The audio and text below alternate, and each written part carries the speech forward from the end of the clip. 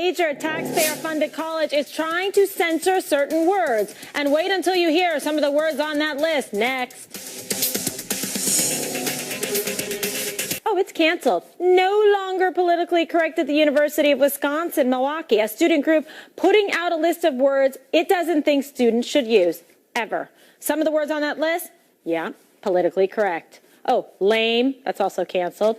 And crazy, don't ever say it. Some on campus are outraged over the list, but others think it's a good thing.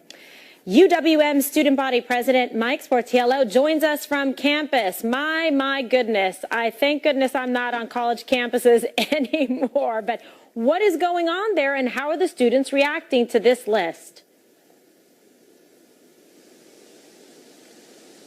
Can you hear me? I think perhaps we maybe lost his audio. Can you hear me, Mike?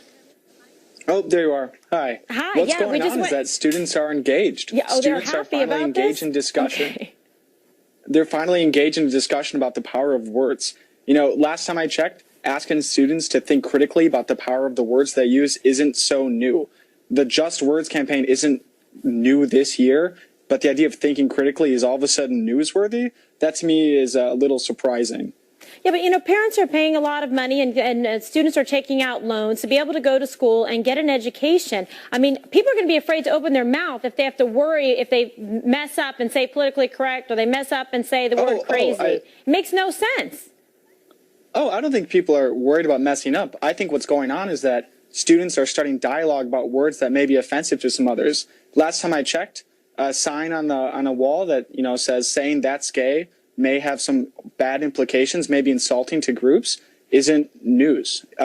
This is completely voluntary. There's nobody going around telling people to shut their mouth or, hey, don't say that. This is starting a dialogue between students and staff about things that maybe students haven't thought about before. Okay, if anything, this is a really engaging way to dialogue. Okay, well, I understand that, and that's another phrase now, right? Weighted dialogue. But you have to understand, people are listening at home and saying the word lame.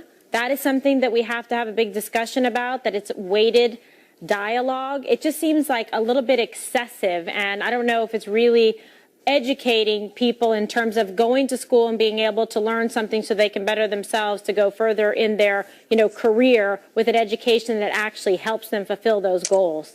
Well, can I ask you a quick question? Yeah.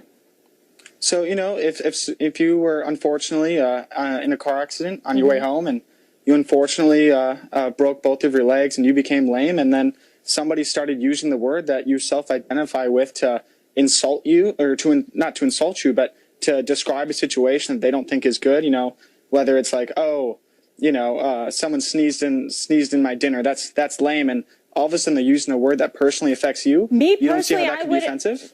No, not to me, but I guess it depends on, you know, the receiver. But if someone said to me, oh, you broke your legs, you're lame, or a horse breaks their leg at the track, that's an actual term that is used about the horse. Right, and that's an appropriate way to use it. Should the horse get a lawyer because the horse is offended because this is weighted language, because the horse has a lame leg? I mean, this seems No, a little, I don't think horses should this get seems lawyers. A little crazy. But one thing that speaking, yeah, so, you know, you may think it's crazy, you know, that's your opinion, I respect that, but obviously there are appropriate ways to use these terms. Lame has an appropriate usage when one isn't able to use their legs.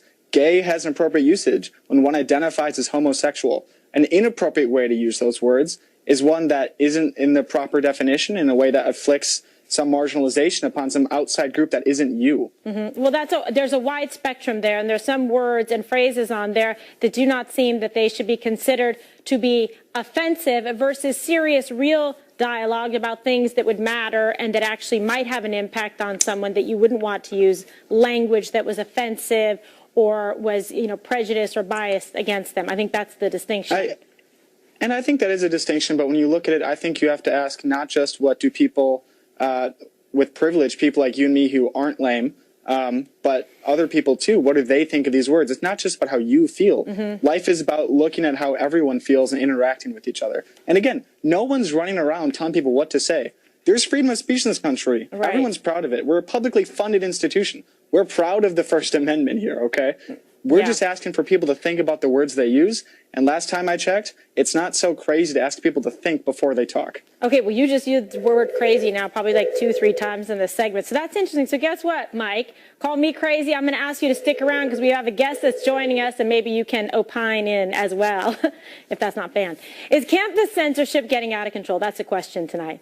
To help us figure that out, editor-in-chief from dailywire.com, Ben Shapiro, goes on the record. Ben, great to see you tonight. Thanks for coming on the record. You heard the previous guests and some of these lists, and this is happening pretty much across this country, so there is heated, spirited debate, which you should have, about this subject. Your thoughts? Well, I mean, first of all, I think that what we're teaching a lot of the kids in college is that oversensitivity and perceived victimization is a path toward reward and virtue. That the more you feel as though you're oppressed, the more people are going to sympathize with you and give you what you want.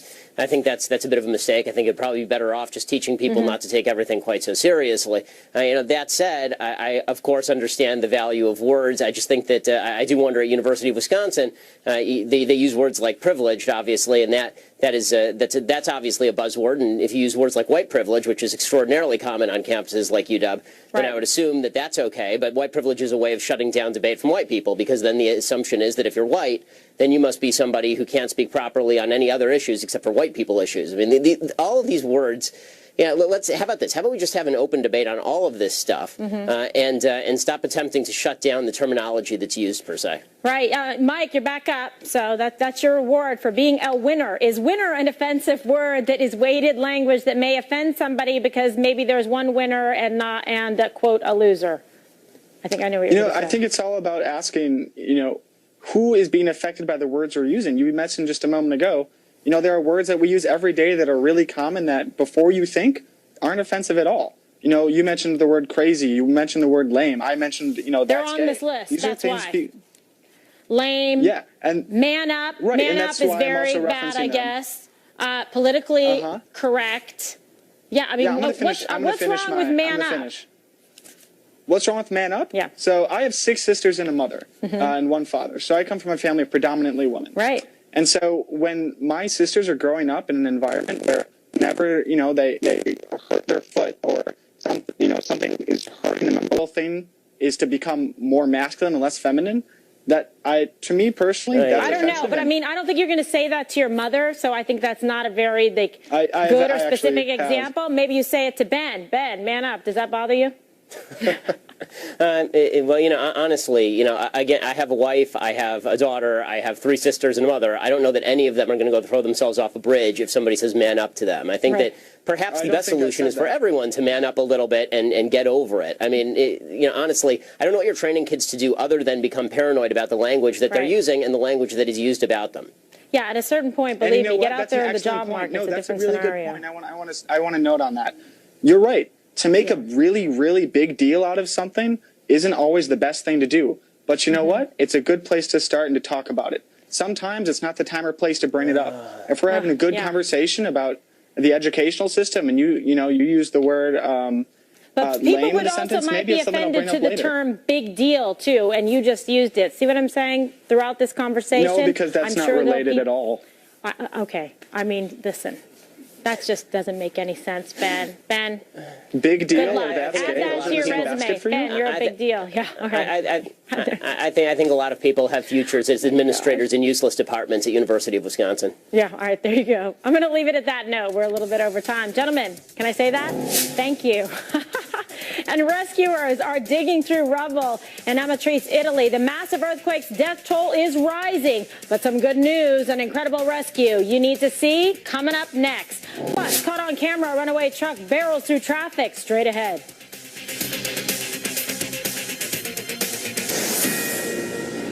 This is a Fox News alert. You are looking live at a bus being swallowed by a sinkhole in Phoenix, Arizona. A major intersection closed off, and you can see water pouring out of the hole. Now, take a look at these pictures.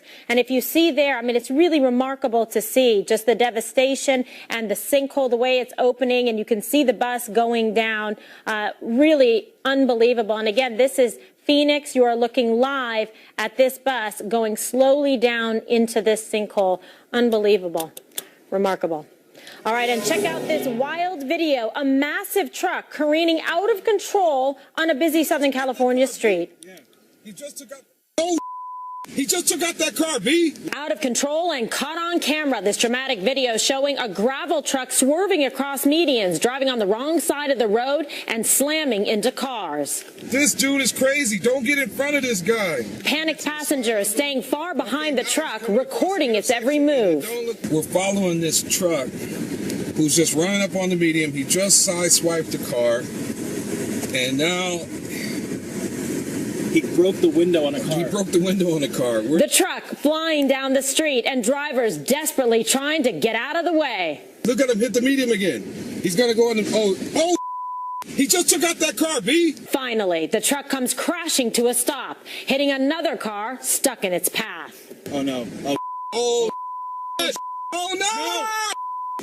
Oh! Thankfully, no one killed. Unbelievable video. Now, police are investigating, but it is believed the driver may have suffered some kind of medical emergency. Too often that happens. And a popular life-saving device just had its price jacked up, and many people may not be able to afford it. But now the CEO behind the EpiPen is offering some relief for allergy sufferers. All next. Stay with us. Terror attack. Orlando hospitals announcing they will not bill any of the survivors of the Pulse nightclub massacre. Instead, the hospitals will write off an estimated $5.5 million. Orlando Health CEO saying he wanted to pay kindness forward. 49 innocent people were murdered and 53 people injured during the June attack.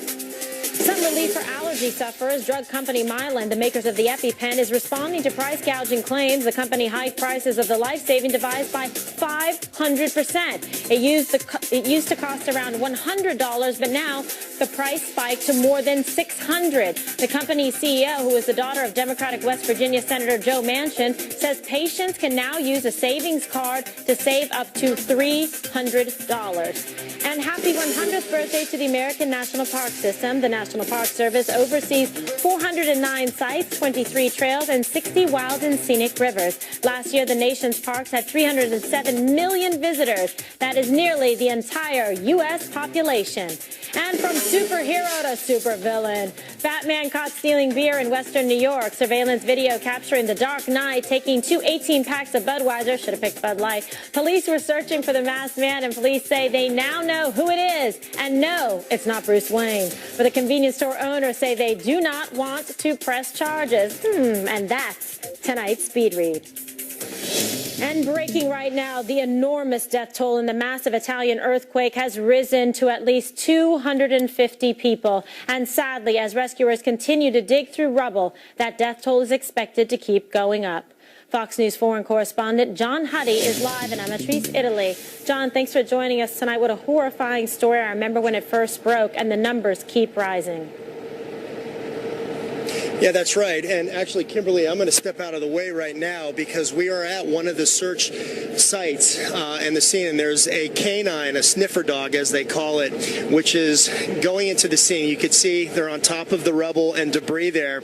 And just right before we went live, they brought in those crews, the firefighters, or at least the rescue team, to search the rubble. They may have picked up some kind of scent. This is what we've been seeing since early Wednesday morning when the 6.2 magnitude earthquake hit central Italy and devastated these small towns and villages, including Amatrice, which is where we are right now. And what they'll do is they'll be excavating, they'll be pulling away the debris, the brick, the mortar, the rubble, and then they'll go in, a team will go in, and they'll call out, trying to pick up on some sort of life, some calling out. They'll bring the sniffer dogs in to see if anybody is calling back and responding to their call. So that's what we're watching right now, to see if possibly they've picked up a scent, if maybe somebody's buried in there. But certainly the chances of finding at this point somebody buried beneath all that rubble and debris decreases by the hour. I mean, they did find a 10-year-old girl. They pulled her out alive out of the rubble last night in one of the other devastated towns. But again, time is of the essence and time is running out. That said, though, officials are quick to point out that back in 2000, 2009 after another devastating earthquake here in central Italy. They did find a man after 72 hours being buried, and certainly as journalists we've covered stories where people have been buried and pulled out alive after about 5 days. So hope definitely remains, but the crews have been hampered by a couple things. One in particular, the constant aftershocks. There have been several more tremors today. There was a 4.3 magnitude tremor earlier this afternoon, and then several right here on the ground going into the evening and overnight hours were early Friday morning. So now we're beginning the third day of the search effort. And again, as you can see, Kimberly, it continues. Back to you. Unbelievable. Such an incredible story. And then God bless the people who are searching and those families who have lost lives. And we'll pray for that 10-year-old little girl tonight. John, thank you so much. And coming up, more Off the Record straight ahead. Story we brought you at On the Record. American flags once again flying on Arlington, New York fire trucks. Earlier this month, the Fire Commission ordered the flags removed. The board claimed the flags could be a distraction to drivers. But after a firestorm of public outcry, the American flags go back up. That's all for now. We're going to see you again tomorrow night right here, 7 p.m. Eastern. Donald Trump will go on the record with me. It's a can't-miss interview, and never miss an episode of The Five every night, 5 p.m.